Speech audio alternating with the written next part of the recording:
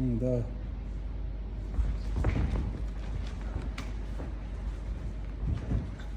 Ay, divan bir şey de koydu. Abi unutmak bile. Divan bir şey de koydu. Taze ha? Taze biri. Daha güzel. Kolun gayrı oldu mu? Size tip al.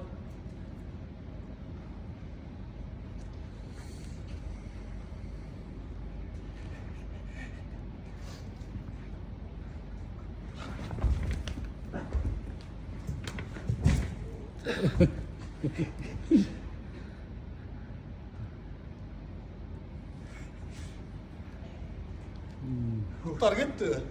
Gitken de o. Gitkenecek. Git kaldı. Gitkenecek.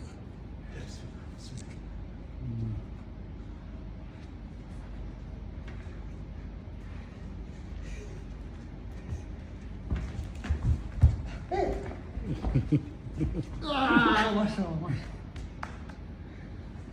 Başkaça oyunlar sıkıntı mı? Birinci azap salladı. Hangi aldığında? 2-1 ha? Bir bal aldım.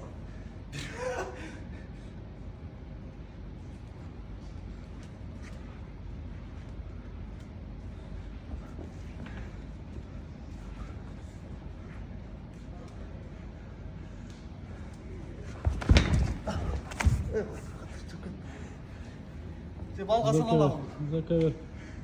Ne? Tisbol etmem mi?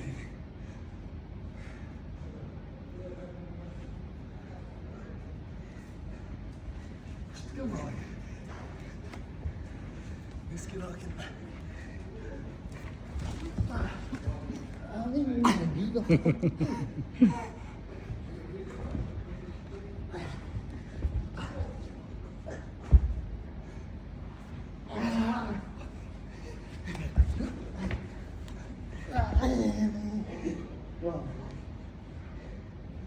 Oldu.